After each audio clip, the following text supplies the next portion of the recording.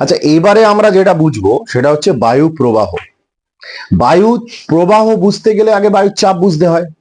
তাহলে বায়ুর চাপের পুরো কনসেপ্টটা তোমাকে আগে ক্লিয়ার করতে হবে। এবার আমরা বায়ু চাপটা যেহেতু আগের ক্লাসে বুঝেছি, তাহলে এইবার আমাদের বায়ু প্রবাহটা বুঝতে সুবিধা হবে। বায়ু প্রবাহটা কি?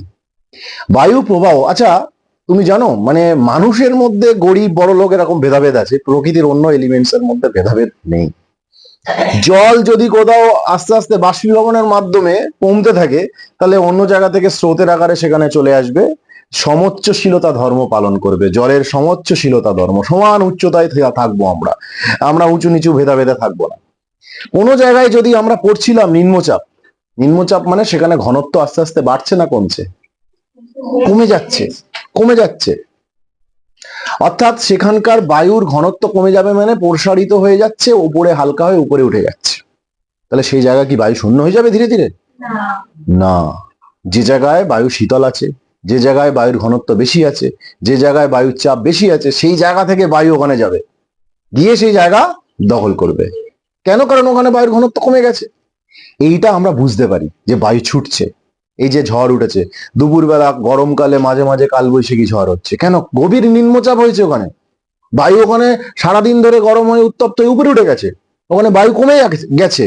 তাহলে নদী পুকুর বা এলাকা আশেপাশে যেখানে একটু হলেও উষ্ণতা বায়ুর কম আছে, ঠান্ডা আছে, সেই ঠান্ডা বায়ু চলে আসছে, ঝড় বৃষ্টি সৃষ্টি হচ্ছে। ব্যাপারটা বুঝতে পেরেছো কেন বায়ু প্রবাহিত হয়? তাহলে কনসেপ্টটা ক্লিয়ার, বায়ু প্রবাহের কারণটা বুঝতে পেরেছো। তাহলে এইবারে সেটা ছোটখাটো জায়গায় হতে পারে। নদীর ধারে গেলে হাওয়া লাগে, কেন? কারণ ওই নদীর উপরের বায়ু আর স্থলভাগের বায়ুর মধ্যে চাপের পার্থক্য থাকে। জলভাগের উপরে চাপের পার্থক্য, স্থলভাগের উপরে চাপ, জলভাগের উপরে চাপ, স্থলভাগের উপরে চাপ আলাদা থাকে, সেজন্য বায়ু প্রবাহিত হতে থাকে। ব্যাপারটা বোঝা গেছে? এইরকমই আমাদের পৃথিবীতে তো 7টা চাপ বলয় আছে। 7টা চাপ বলয়, সব তো একটা একই রকম নয়। নিরক্ষীয় অঞ্চলে কি চাপ বলা হয়? নিম্নচাপ। তাহলে ওখানে বায়ুর ঘনত্ব বেশি না কম? কর্কটীয় মকরীয়তে কি চাপ? বায়ুর ঘনত্ব বেশি না কম? তাহলে নর্মাল ভাবে বলো তো, কোন চাপ বলয়টা থেকে কোন চাপ বলয়টায় বায়ু আসবে? Very good, very good. কর্কটীয় উচ্চচাপ বলয় থেকে নিরক্ষীয় নিম্নচাপ বলয়ে চাপ বায়ু আসবে। আবার মকরীয় উচ্চচাপ বলয় থেকেও নিরক্ষীয় নিম্নচাপ বলয়ে বায়ু যাবে, তাই তো? কেন? কারণ এই দুটো চাপ বলয়তে বায়ুর ঘনত্ব বেশি, কিন্তু নিরক্ষীয় অঞ্চলে বায়ুর ঘনত্বটা কম। এইবারেই আমরা বুঝবো মজার জিনিস, সেটাকে বলে প্ল্যানেটারি উইন্ড সিস্টেমস, অর্থাৎ নিয়ত বায়ু প্রবাহ। নিয়ত মানে নিয়মিত, বলে না তুমি নিয়ত পড়াশোনা করো, নিয়ত মানে নিয়মিত। যে বায়ু নিয়মিত প্রবাহিত হয় এই পৃথিবীতে, যার মধ্যে মানে থামা বলে কিছু নেই, নিয়মিত প্রবাহিত হতেই থাকছে, থামছে না, প্রবাহিত হতেই থাকছে। কেন? কারণ এই চাপ বলয়গুলো তো কখনো বন্ধ হয় না, একই থাকে। তাই এই চাপ বলয়গুলো তো স্টপ হচ্ছে না, চাপ বলয়গুলো তো ক্রিয়েট হয়ে রয়েছে এবং এদের কাজ এরা করছে। সেহেতু চাপ বলয় যতক্ষণ পার্থক্য থাকবে ততক্ষণ বায়ু প্রবাহিত হতে থাকবে। তাহলে কর্কটীয় উচ্চচাপ বলয়, মকরীয় উচ্চচাপ বলয় থেকে নিরক্ষীয় নিম্নচাপ বলয়ের দিকে বায়ু আসবে। তাহলে আমরা দেখে নিই এই জায়গাটায়, কর্কটীয় উচ্চচাপ বলয় থেকে এবং মকরীয় উচ্চচাপ বলয় থেকে নিরক্ষীয় নিম্নচাপ বলয়ের দিকে বায়ু আসছে সারা বছর নিয়মিতভাবে। এই বায়ুকে বলা হয় আয়ন বায়ু। কি বায়ু? নিয়ত বায়ু 3 ধরনের হয়। নিয়ত বায়ু কাকে বলে আমরা বুঝলাম তো, যে বায়ু নিয়মিতভাবে সারা বছর একই দিকে চাপ বলয়ের পার্থক্যের জন্য প্রবাহিত হচ্ছে তাকে নিয়ত বায়ু বা প্ল্যানেটারি উইন্ড সিস্টেমস বলে। এই নিয়ত বায়ু ক প্রকারের হয়? 3 প্রকার। একটা আয়ন বায়ু, পশ্চিমা বায়ু এবং মেরু বায়ু। The trade wind, the westerlies and the polar wind, there are the 3 kinds of planetary winds. ব্যাপারটা বোঝা গেছে? ক ধরনের নিয়ত বায়ু হয়? 3 ধরনের। একটা আমরা বুঝলাম। তাহলে আয়ন বায়ু কাকে বলে? কর্কটীয়, এটা তো মুখস্থ করতে হবে না, এটা তো বুঝেই অ্যান্সার দেওয়া যাবে। কর্কটীয় উচ্চচাপ বলয় এবং মকরীয় উচ্চচাপ বলয় থেকে সারা বছর নিয়মিতভাবে নিরক্ষীয় নিম্নচাপ বলয়ের দিকে যে বায়ু প্রবাহিত হয় তাকে আয়ন বায়ু বলা হয়। তাকে কি বায়ু বলা হয়? এ তো বুঝে অ্যান্সার দেওয়া যাবে।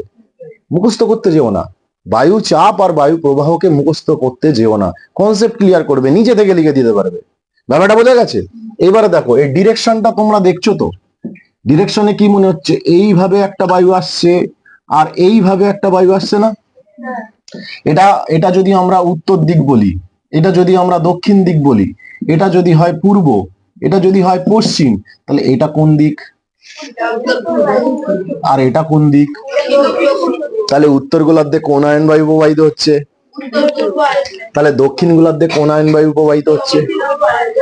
তাহলে উত্তর গোলার্ধে যে আয়ন বায়ুটা প্রবাহিত হচ্ছে তার নাম উত্তর পূর্ব আয়ন বায়ু। বুঝতে অসুবিধা আছে? আর দক্ষিণ গোলার্ধে? বুদ্ধিমানরা একটু ভেবেচিন্তে উত্তর দেবে, কোন আয়ন বায়ুটার গতিবেগ বেশি, নাকি দুটো আয়ন বায়ু সমান গতিতে আসছে?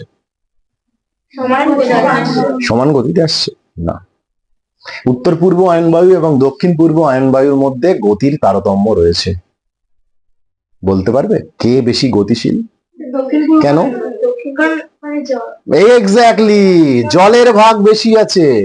দক্ষিণ গোলার্ধকে জলগোলার্ধ বলে তো, কারণ মহাদেশ স্থলভাগের সংখ্যা কম, জলভাগের পরিমাণ বেশি। তাহলে জলভাগের পরিমাণ যদি বেশি হয়, তাহলে সেখানে এই যে দক্ষিণ পূর্ব আয়ন বায়ু যখন প্রবাহিত হবে, বাধা কম পাবে না বেশি পাবে? বাধা যদি কম পায় তাহলে স্পিডে প্রবাহিত হবে। গাছপালা নেই, বেশি নেই, জলের উপরে গাছপালা, বাড়ি ঘরদোর পাহাড় পর্বত বেশি নেই, বাধা পাবে? তাহলে বায়ু তীব্র গতিতে প্রবাহিত হতে পারবে।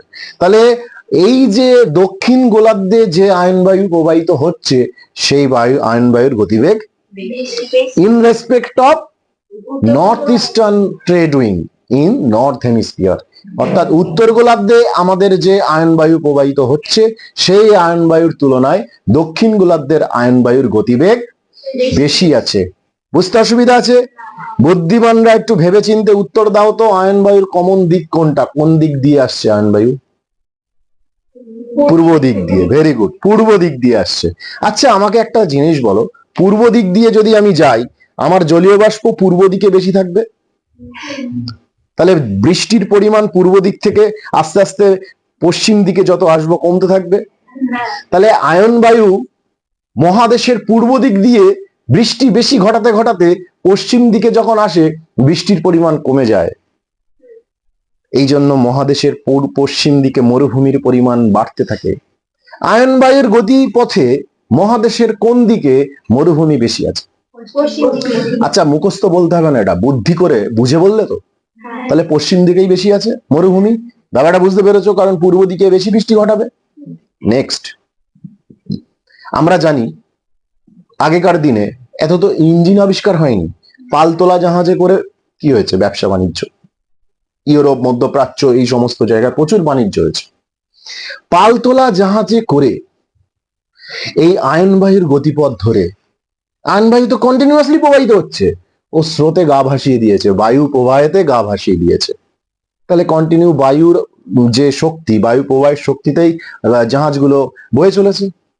তাই আয়ন বায়ুর আরেক নাম হচ্ছে ট্রেড উইং। ট্রেড মানে বাণিজ্য বা বাণিজ্য বায়ু। ব্যাপারটা বোঝা গেছে? তাহলে কোন বায়ুকে বাণিজ্য বায়ু বলে? কেন বলে বুঝতে পেরেছো? কারণ আগেকার দিনে এই বায়ুকে কেন্দ্র করে, এই বায়ুকে পাথেয় করে, এই বায়ুর পথ ধরেই, আয়ন বায়ুর পথ ধরেই বাণিজ্য হতো। ব্যাপারটা বোঝা গেছে? তাহলে আয়ন বায়ুর অপর নাম কি? বাণিজ্য বায়ু। আয়ন বায়ুর অপর নাম। বুঝতে অসুবিধা আছে? এবার এখানে একটা টুইস্ট বলি।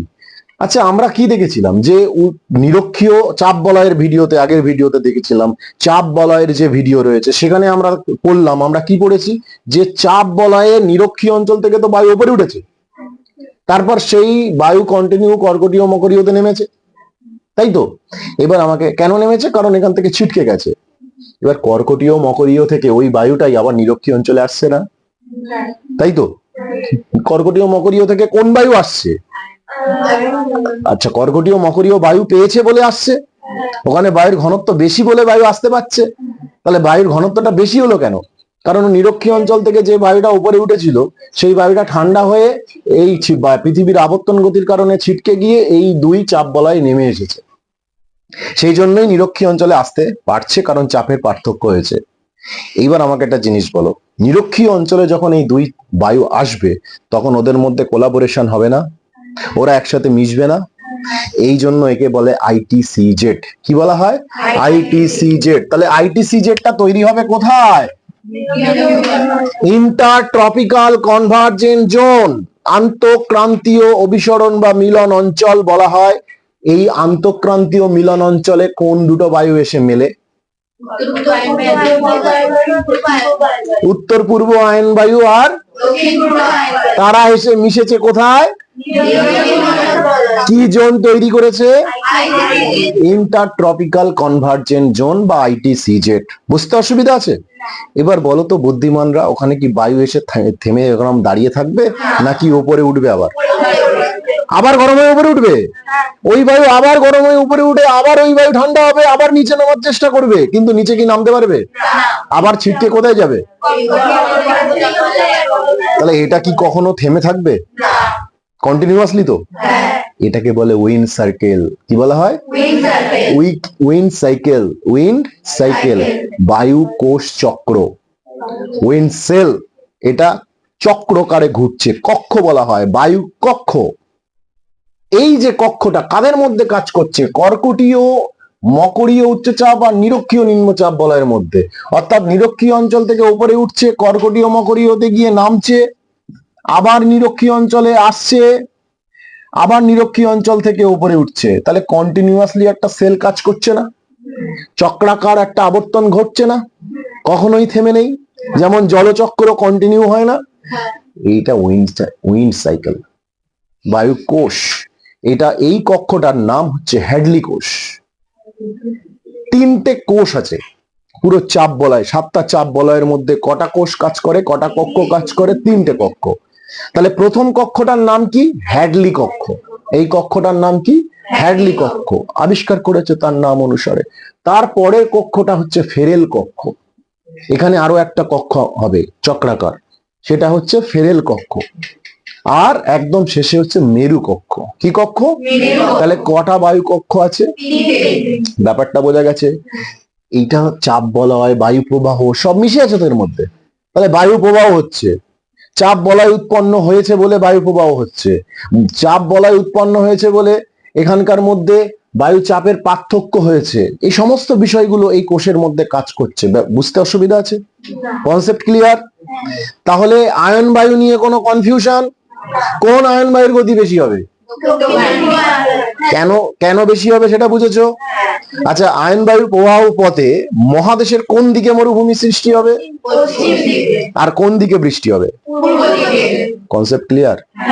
থর মরুভূমি কোন দিকে? পশ্চিম দিকে। সাহারা একটু পশ্চিম ঘেঁষা, মহাদেশের কোন দিকে? পশ্চিম ঘেঁষা। ব্যাপারটা বোঝা গেছে? এইবার আমরা ঢুকবো কিসের মধ্যে? পশ্চিমা বায়ু। কারণ নিহত বায়ু 3 প্রকার, আয়ন বায়ু, পশ্চিমা বায়ু, মেরু বায়ু। তাহলে আয়ন বায়ু বোঝা হয়ে গেল। এবারে কি বুঝবো? পশ্চিমা বায়ু বুঝবো আমরা, ওয়েস্টার্লিসকে বুঝবো। এটা কি? আচ্ছা দেখো, এই যে কর্কটীয় উচ্চচাপ বলয়ের পাশে তো আরেকটা চাপ বলয় আছে, তার নাম কি? সুমেরুবৃত্ত প্রদেশীয় নিম্নচাপ বলয়।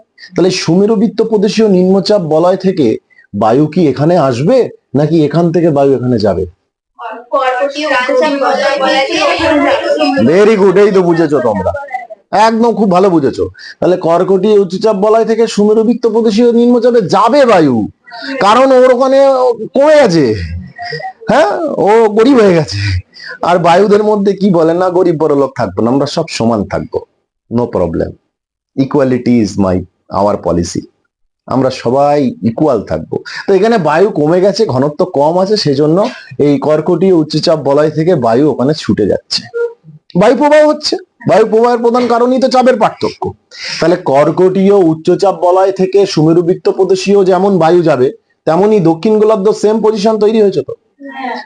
মকরীয় উচ্চচাপ বলয় থেকে কুমেরুবৃত্ত প্রদেশীয়র দিকে বায়ু আসবে, তাই না? তাহলে কর্কটীয় উচ্চচাপ বলয় থেকে সুমেরুবৃত্ত প্রদেশীয়র দিকে বায়ু যাচ্ছে, আর মকরীয় উচ্চচাপ বলয় থেকে কুমেরুবৃত্ত প্রদেশীয়র দিকে বায়ু যাচ্ছে। তাহলে বায়ু আসছে তো। এই যে বায়ুটা আসছে, এরা পশ্চিম দিক থেকে আসছে, একে ওয়েস্টার্লিস বা পশ্চিমা বায়ু বলা হয়। কি বায়ু বলা হয়? যেমন এই আয়ন বায়ু পূবালি, একে পূবালি বলা যেতে পারে, পূর্বগামী। এদের উপর জেট বায়ুর বিভিন্ন প্রভাব, এরা এক ধরনের প্রত্যয়ন বায়ু, জিওস্ট্রপিক বায়ু, এগুলো একটু হায়ার ক্লাসে আমাদেরকে বুঝতে হবে, এগুলো আমাদের এই সিলেবাসে নেই। ব্যাপারটা বোঝা গেছে? তাহলে পশ্চিম বায়ু কোন দিক দিয়ে যাচ্ছে? পশ্চিম দিক দিয়ে, কমন দিক তো এদের। এবার প্রশ্ন হচ্ছে পশ্চিম বায়ু কাকে বলে? তোমাদের মুখস্থ করে বলতে হবে না নর্মালি বলে দিতে পারে? তাহলে সুমেরু বৃত্ত প্রদেশীয় কর্কটীয় উচ্চচাপ বলয় এবং মকরীয় উচ্চচাপ বলয় থেকে সুমেরু বৃত্ত প্রদেশীয় নিম্নচাপ বলয় আর কুমেরু বৃত্ত প্রদেশীয় নিম্নচাপ বলয়ের দিকে যে বায়ু সারা বছর নিয়মিতভাবে প্রবাহিত হয়, যে নিয়ত বায়ু সারা বছর নিয়মিত প্রবাহিত হয়, তাকে পশ্চিমা বায়ু বলে। ব্যাস, কনসেপ্ট বুঝে লিখে দেবে, একদম 100% রাইট। কনসেপ্ট দিয়ে অ্যান্সার দিয়ে দিচ্ছ, মুখস্থ করতে লাগে না। ব্যাপারটা বোঝা গেছে? এই যে পশ্চিমা বায়ু দুটো গোলার্ধ দিয়েই প্রবাহিত হচ্ছে, তাহলে দুটো গোলার্ধে দুটো ডিরেকশন নিয়েছে না? একই ডিরেকশন? এই ডিরেকশন আর এই ডিরেকশন কি সেম? আচ্ছা, এই দুটো ডিরেকশনকে মনে হচ্ছে না একটা ডিরেকশন এই আর একটা ডিরেকশন এই? তাহলে বলো তো উত্তর গোলার্ধে কোন পশ্চিমা বায়ু প্রবাহিত হচ্ছে? এটা 99% ছেলে পেলে ভুল করে। এটা কি উত্তর পশ্চিম ডিরেকশন? এটা কোন ডিরেকশন? ম্যাক্সিমামই ভুল করে, লজ্জার কোনো ভয় নেই। তো ব্যাপারটা হচ্ছে কি, এটা দক্ষিণ পশ্চিম পশ্চিমা বায়ু। ব্যাপারটা বুঝতে হবে যে উত্তর গোলার্ধে কোন পশ্চিমা বায়ু, কিন্তু আয়ন বায়ুর ক্ষেত্রে তাই হয়নি। উত্তর গোলার্ধে উত্তর পূর্বই ছিল, তাই তো? কিন্তু দক্ষিণ গোলার্ধে দক্ষিণ পূর্ব ছিল। কিন্তু পশ্চিমা বায়ুর ক্ষেত্রে কি হলো? উত্তর গোলার্ধে দক্ষিণ পশ্চিম পশ্চিমা বায়ু আর দক্ষিণ গোলার্ধে। বুঝতে অসুবিধা আছে? কনসেপ্ট ক্লিয়ার করতে হবে। তাহলে বলো তো পশ্চিমা বায়ু কোন দিকে বেশি বৃষ্টি ঘটাবে?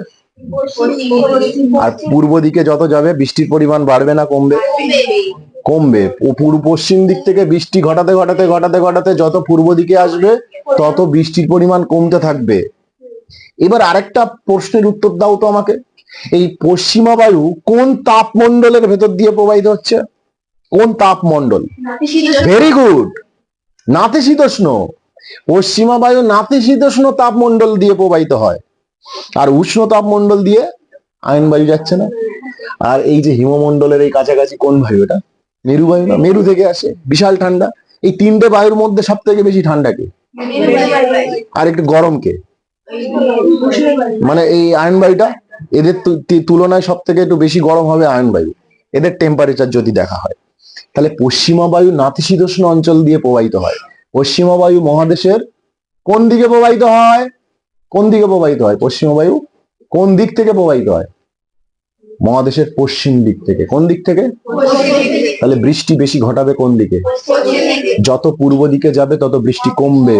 এই জন্য নাতিশীতোষ্ণ অঞ্চলে মহাদেশের পূর্ব দিকে ঘাস তৃণ সৃষ্টি হয়, তৃণভূমি। অনেক তৃণভূমি আছে, অনেক তৃণভূমি। ভেল্ট নাতিশীতোষ্ণ তৃণভূমি, পম্পাস নাতিশীতোষ্ণ তৃণভূমি। এই নাতিশীতোষ্ণ তৃণভূমিগুলো পশ্চিমা বায়ুর গতিপথে আছে, অনেক তৃণভূমি আছে যারা মহাদেশের কোন দিকে আছে? পূর্ব দিকে আছে। কেন? বৃষ্টির পরিমাণ কমছে আস্তে আস্তে, সেই জন্য তৃণভূমি সৃষ্টি হয়েছে। ব্যাপারটা বোঝা গেছে? কনসেপ্ট ক্লিয়ার করতে হবে। কেন পশ্চিম দিক থেকে পশ্চিমে বৃষ্টি কেন হচ্ছে? জলীয় বাষ্প পাচ্ছে, পূর্ব দিকে যাচ্ছে বৃষ্টি কমছে, তৃণভূমি সৃষ্টি হচ্ছে। ব্যাপারটা বোঝা গেছে? তাহলে পশ্চিমা বায়ু নিয়ে কোনো কনফিউশন? নেক্সট আসছি মেরু বায়ু। আমাকে বলতে হবে না, তোমরাই বলো মেরু বায়ু কাকে বলে?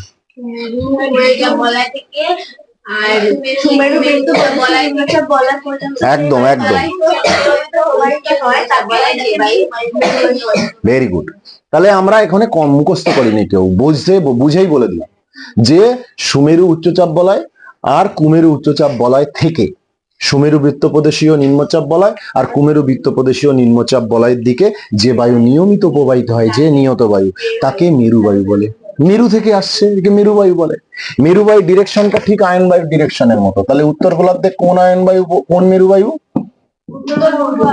উত্তর পূর্ব মেরু বায়ু। আর দক্ষিণ গোলার্ধে কোন মেরু বায়ু? অসুবিধা আছে? এই মেরু বায়ু কোথা থেকে প্রবাহিত হয়ে আসছে? মেরু থেকে। এই মেরু বায়ু কিন্তু ব্লিজার্ড, তুষার ঝড় এর জন্য হয়, তুষার ঝড়। আবার এই মেরু বায়ু খুব শীতল প্রকৃতির হয়, তুষারপাত তো হতে থাকে। তাহলে মেরু বায়ু শীতল প্রকৃতির। এইবার একটা জিনিস বলো তো, তোমরা এই মেরুবৃত্ত প্রদেশীয় অঞ্চলের অবস্থা দেখো, মেরু থেকে হ্যাঁ একদম ঠান্ডা বায়ু আসছে না, একদম ঠান্ডা বায়ু আসছে দেখো, আর এই যে পশ্চিমবঙ্গটা যাচ্ছে একটু হলেও তো উষ্ণতা বেশি, তাহলে একটা ঠান্ডার একটা উষ্ণ বায়ুর সংমিশ্রণ হচ্ছে না, এদের সীমান্ত সৃষ্টি হয়। কি সৃষ্টি হয়? সীমান্ত। তাহলে ঠান্ডা বায়ু আর উষ্ণ বায়ুর মধ্যবর্তী স্থানে কি সৃষ্টি হয়? সীমান্ত সৃষ্টি হয়। ওখানে আবার বৃষ্টি হয়, ওই বৃষ্টিকে সীমান্ত বৃষ্টি বলে। কি বৃষ্টি বলে? বা ঘূর্ণ বৃষ্টি। সীমান্ত বৃষ্টি বা মানে নাতিশীতোষ্ণ ঘূর্ণ বৃষ্টি। ব্যাপারটা বোঝা গেছে? নাতিশীতোষ্ণ অঞ্চল, এখানে এক ধরনের বৃষ্টি হয়, এটাকে নাতিশীতোষ্ণ ঘূর্ণ বৃষ্টি বলা হয়। আর এই বৃষ্টিতে সীমান্ত সৃষ্টি হয়। তাহলে সীমান্ত সৃষ্টি হয় দুটো বায়ুর জন্য। ব্যাপারটা বোঝা গেছে? একটা শীতল বায়ু আর একটা উষ্ণ বায়ু। শীতল বায়ু কোথা থেকে আসছে? মেরু থেকে। আর উষ্ণ বায়ু কিন্তু এই অঞ্চল থেকে ঢুকছে। ব্যাপারটা বোঝা গেছে? কোনো কনফিউশন আছে? তাহলে তিনটে নিয়ত বায়ু সম্পর্কে বুঝতে পেরেছো? তাহলে নিয়ত বায়ু কেন প্রবাহিত হয়েছে বুঝতে পেরেছো? তাহলে এবার দুটো বিষয়, যেটা এই বায়ু চাপ আর এই বায়ু প্রবাহের উপর ডিপেন্ড করে আছে, হেবি মজার জিনিস। দুটো বিষয় কি? এক নম্বর বিষয় অশ্ব অক্ষাংশ কি, দু নম্বর বিষয় ভূমধ্যসাগরীয় অঞ্চলে শীতকালে কেন বৃষ্টি হয়। এইগুলো না জানলে কনফিউশন তৈরি হবে। চাপ বলয় যে বুঝেছে সে বায়ু প্রবাহ বুঝে গেছে, যে চাপ বলয় আর বায়ু প্রবাহ দুটোই বুঝেছে সে এই দুটো প্রশ্নের উত্তর তার কাছে কোনো ব্যাপারই না, শুধু একটু লাইন ধরিয়ে দিতে হবে। কি? এই যে আয়ন বায়ু, এর পথ ধরে তো বাণিজ্য হচ্ছে। এবার এই কর্কটীয় অঞ্চল আর মকরীয় অঞ্চলে তো শান্ত ভাব বিরাজ করে, কি ঠান্ডা বায়ু নিচে নামে। এবার ঠান্ডা বায়ু যদি কন্টিনিউ নিচে থাকে, নিচে নামে, তাহলে পালতোলা জাহাজগুলোকে আটকে দেবে না? তো চেপে ধরবে। তাহলে জাহাজ কি যেতে পারবে? ঘোড়া ভর্তি জাহাজ নিয়ে ওরা পাড়ি দিতে চাইছে, কিন্তু ওদেরকে ঠান্ডা বায়ু চেপে ধরেছে, ওরা যেতে পারছে না। তাহলে যেতে না পারলে কি হবে? দিনের পর দিন থেমে যাবে, তো দিনের পর দিন থেমে থাকবে, তাহলে কি হবে? ওদের খাবার শেষ হয়ে যাচ্ছে, ওরা বাঁচবে না, তো মরে যাবে। এক এক করে ঘোড়াগুলোকেই ফেলে দেয়। ঘোড়া নিয়ে বাণিজ্য করতে যাচ্ছে, ঘোড়াগুলোকেই ফেলে দিচ্ছে, কিন্তু ওদেরকে তো বাঁচতে হবে। আটলান্টিক মহাসাগরে এই কাণ্ড ঘটে, ঘোড়াগুলোকে জ্যান্ত জলে ফেলে দিল। এই জন্য ওই রিজিয়নটাকে বলা হয় অশ্ব অক্ষাংশ বা হর্স ল্যাটিচিউড। তাহলে হর্স ল্যাটিচিউড মুখস্থ করবো না, ব্যাপারটা বুঝতে হবে কেন ঘোড়াগুলোকে ফেলে দিচ্ছে, কেন বাণিজ্য করতে যাচ্ছে, ওই রাস্তা দিয়ে কেন যাচ্ছে, আয়ন বায়ুর গতিপথ। তাহলে ওখানে থেমে গেল কেন? কারণ চেপে ধরেছে কে? ঠান্ডা বায়ু। ওই ঠান্ডা বায়ুর যেটা নামছে ওটা ডোলড্রাম অঞ্চল, ডোলড্রাম রিজিয়ন, শান্ত ভাব বিরাজ করে, ঠান্ডা বায়ু কন্টিনিউ নামছে, বায়ু অনুভূমিক প্রবাহ হয় না, উল্লম্ব প্রবাহ, এটা বায়ু স্রোত। বায়ু নিচে নামাটাকে বা উপরে ওঠাটাকে কি বলে? বায়ু স্রোত। ওখানে অনুভূমিক প্রবাহ হচ্ছে না। অনুভূমিক প্রবাহ যদি না হয় তো তা পালতোলা জাহাজগুলো যাবে কি করে? পালতোলা জাহাজগুলোকে যেতে হবে তো অনুভূমিক প্রবাহ হতে হবে তো। তাহলে ব্যাপারটা বোঝা গেছে? পালতোলা জাহাজগুলো যেতে পারছে না, তাহলে কি করবে? বাঁচতে হবে। নৌকা থেকে ঘোড়াগুলোকে ফেলে দেয়, এবং যেহেতু নৌকার ওজন একটু কমে যায়, আবার দাঁড় টেনে টেনে এগিয়ে যেতে হবে তাদেরকে। তাই এই ল্যাটিচিউডকে, এই অক্ষাংশকে হর্স ল্যাটিচিউড বলা হয় বা অশ্ব অক্ষাংশ বলা হয়। এই পরিবেশটা কিন্তু এখানেও তৈরি হয়েছে। এগুলো তো জিওগ্রাফিক্যাল বিষয়, তাহলে এই জিওগ্রাফিক্যাল বিষয় শুধু এখানে তৈরি হবে? এই ক্লাইমেটিক্যাল কন্ডিশনস দুটোতেই তৈরি হয়েছে, দুই দিকেই হয়েছে, কিন্তু বাণিজ্য তো এখানে হয় না, বাণিজ্য হতো এখানে, কারণ এখানে তো জলগোলার্ধ, এখানে কে বাণিজ্য করতে যাবে? ব্যাপারটা বোঝা গেছে? স্থলগোলার্ধ, মধ্যপ্রাচ্য, ইউরোপের মধ্যে বাণিজ্য হচ্ছে। Concept clear? Any problem? অশ্ব অক্ষাংশ বোঝা গেছে? আর একটা ট্রিক যেটা বললাম, ভূমধ্যসাগরীয় অঞ্চলে শীতকালে কেন বৃষ্টি হয় তোমরা জানো? বায়ুর চাপ বলয়গুলো এই জায়গায় যেমন ভাবে আছে সারা বছর কি এইভাবেই স্থির থাকে?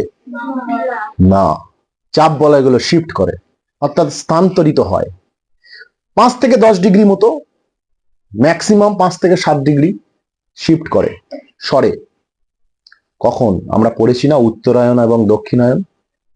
উত্তরায়ণ মানে যখন উত্তর গোলার্ধ সূর্যের দিকে ঝুঁকে থাকে, দক্ষিণায়ন যখন দক্ষিণ গোলার্ধ সূর্যের দিকে ঝুঁকে থাকে। সূর্যের দিকে যখন পৃথিবী ঝুঁকে আছে, তখন উত্তর গোলার্ধ যদি ঝুঁকে থাকে উত্তর দিকে টেম্পারেচার বাড়বে, দক্ষিণ গোলার্ধ যদি ঝুঁকে থাকে দক্ষিণ দিকে টেম্পারেচার বাড়বে। তাহলে দক্ষিণ গোলার্ধ কখনো উত্তপ্ত হয়, কখনো উত্তর গোলার্ধ বেশি উত্তপ্ত হয়। তার মানে উত্তরায়ণের সময় উত্তর গোলার্ধ বেশি উত্তপ্ত হবে, দক্ষিণায়নের সময় দক্ষিণ গোলার্ধ বেশি উত্তপ্ত হবে। তখন উত্তরায়ণ যদি চলে, সমস্ত চাপ বলয়গুলো উত্তর দিকে সরতে থাকবে, যদি দক্ষিণায়ন চলে চাপ বলয়গুলো দক্ষিণ দিকে সরতে থাকবে। ব্যাপারটা বোঝা গেছে? এবার প্রশ্ন হলো, সবাই যদি সরতে থাকে তো যাবে কি পৃথিবীর বাইরে বেরিয়ে? সবাই সরছে তো জায়গা লাগবে তো। তাহলে বুদ্ধিমানরা উত্তর দাও, উত্তরায়ণের সময় কোন চাপ বলয়ের আয়তন বাড়বে, কোন চাপ বলয়ের আয়তন কমবে? না না না, এই জায়গাটা বোঝার আছে। উত্তরায়ণ মানে তো উত্তর গোলার্ধ ঝুঁকে থাকে সূর্যের দিকে। তাহলে এখানে কে আছে? সুমেরু। সুমেরুতে আলো বেশি পাবে না কম পাবে? বরফ গলবে কি গলবে না? তাহলে এর আয়তন বাড়বে না কমবে? আয়তন কমে যাবে। কিন্তু কুমেরু, এই যে উচ্চচাপ বলয়, এ তো আরো ঠান্ডা বাড়বে, এখানকার আরো অনেক এরিয়া জুড়ে বায়ু ঠান্ডা হয়ে যাবে, তাহলে এর আয়তনটা বেড়ে যাবে। ব্যাপারটা বোঝা গেছে? বাকি যে চাপ বলয়গুলো আছে এরা এই জন্য এ যদি না কমে তাহলে এরা সরবে কি করে? এ কমে গেছে একটু, এরা একটু সরে গেছে, এরা সবাই সরেছে, তাহলে এও যদি সরে তাহলে এর জায়গা বেড়ে গেছে। ব্যাপারটা বোঝা গেছে? এই জন্য উত্তরায়ণ যখন চলবে সবাই উত্তর দিকে সরতে থাকবে 5 থেকে 7 ডিগ্রি বা 5 ডিগ্রি মতো। ব্যাপারটা বোঝা গেছে? আর যখন দক্ষিণায়ন চলবে তখন সমস্ত চাপ বলয়গুলো দক্ষিণ দিকে সরতে থাকবে। ব্যাপারটা বোঝা গেছে? Concept clear? পুরো রেডি? তাহলে এইবার প্রশ্ন আমি যেটা বোঝাতে চেয়েছি, যে ভূমধ্যসাগরীয় অঞ্চলে কেন শীতকালে বৃষ্টি হয়।